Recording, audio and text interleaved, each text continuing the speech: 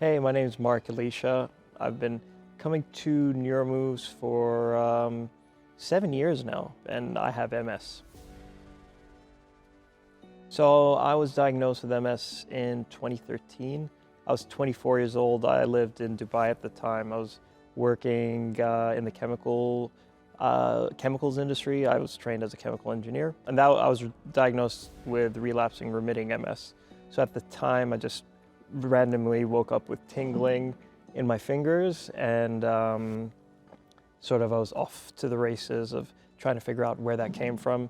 I just celebrated, I guess, my 13th anniversary. I currently have progressive MS, so I started using a wheelchair in 2017. I started using the wheelchair part-time, and then 2019, I started using it full-time. So relapsing remitting MS, what happens is you have periods where you have a consistent level of symptoms, of severity of symptoms.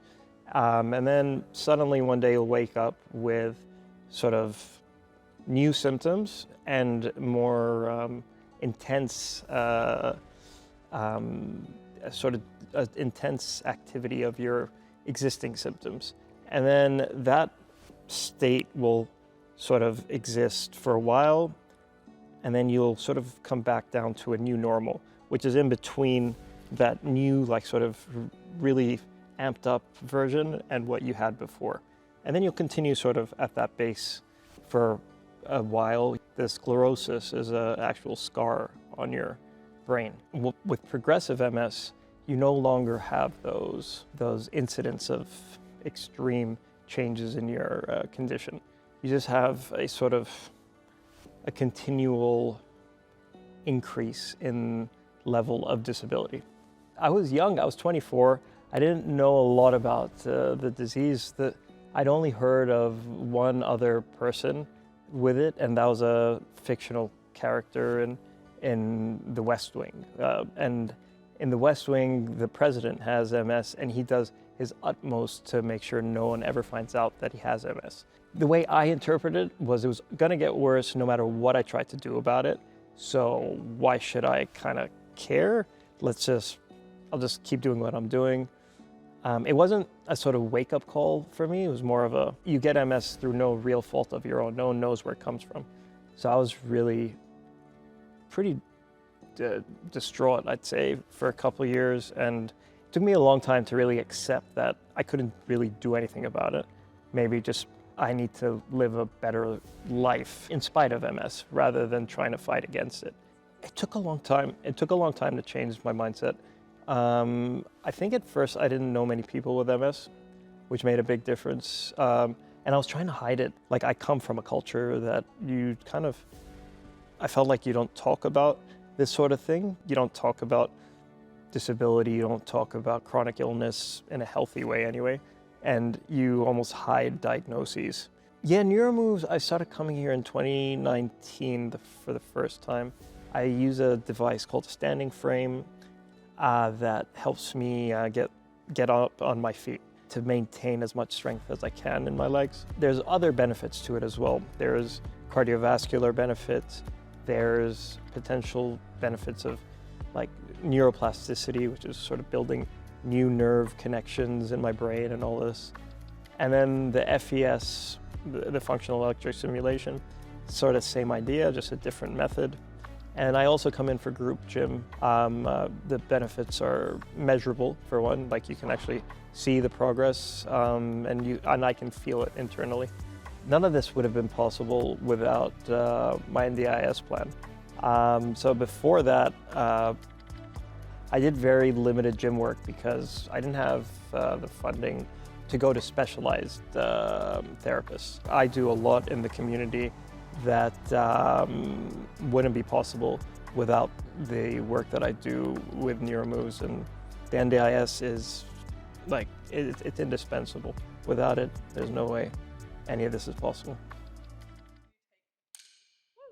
Hi, my name's Marvin Jaurigue, and I was born in the Philippines, grew up in Dubai, and came here in 2008 as an international student.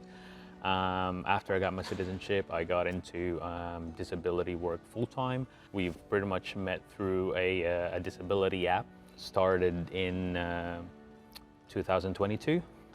So I was his main carer for quite some time before we decided to bring in more carers to pretty much have some more variety and basically give me a freer time, I'd say. I'm more focused now in taking him out to community access, to his appointments, and now we're both involved in this sport called Boccia. We actually weren't expecting it to actually go pretty well and really take it seriously. In the beginning, we just wanted a community and another sport to get involved with, but now I think we're really into the deep end of it. So yeah. Support workers are the sort of, I was going to say invisible, but they are very visible. They're a vital cog in the machine for a lot of people with disability. I would still be in bed today if I didn't have my team. So Marvin is part of a team. Marvin's an important part. So he's the person who typically takes me out into the community. I have a couple other guys who put me back into bed, take me out of bed, shower me, feed me, all these sorts of bits and pieces. But without Marvin, I wouldn't be able to come to the gym. I wouldn't be able to do much of anything. And again, without the NDIS, I wouldn't be able to pay for Marvin, and I wouldn't be able to go to the gym, and I wouldn't be able to do anything really. I'd just be sitting at home. So I play in a classification which is called BC3, which requires a piece of equipment, a ramp. Marvin puts the ball on the top of the ramp for me, and I knock it off of the ramp. I can't physically move the ramp, so I tell Marvin where to aim it, and then I tell him which of our balls I need to use for that specific shot. It's a team sport. It is a team sport. I'm the brains, he's the brawn. That's it. He's the brain. But he is also my first coach. Like when we have practice together, he's the first person I'll talk to about it, and often we're by ourselves when we're training. So, yeah.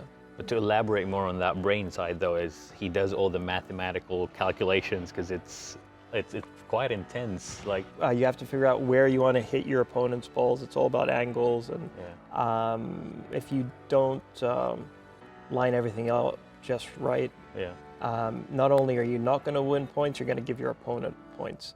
So yeah, it's a tough sport, and it's a game of like millimeters, really fine margins.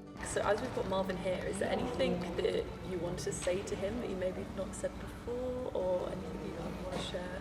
I mean, You're gonna make us cry. I can't believe, I can't imagine there's anything we haven't said in these 4 years, but thank you for making Boccia possible for me. And thank you for always being there and being a friend and being a mate, and I'm grateful to be your friend, and I definitely value our friendship.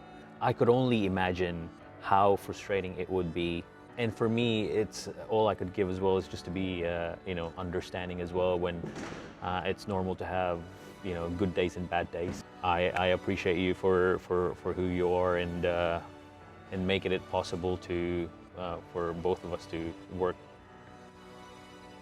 as team. Yeah, that'll do. That was it. That's a wrap. Thank you very much. Great. Thank you so much. Here. Ready? Yep. Take two. Yep. Was that okay? Your face wasn't even in it. Oh, come on. You have to do it again. Yeah. I'm gonna keep going. Like right here at the back. You just say, So we can see you. Mark and Marvin, take two. Mark Marvin, take two. Okay, that wasn't even in frame.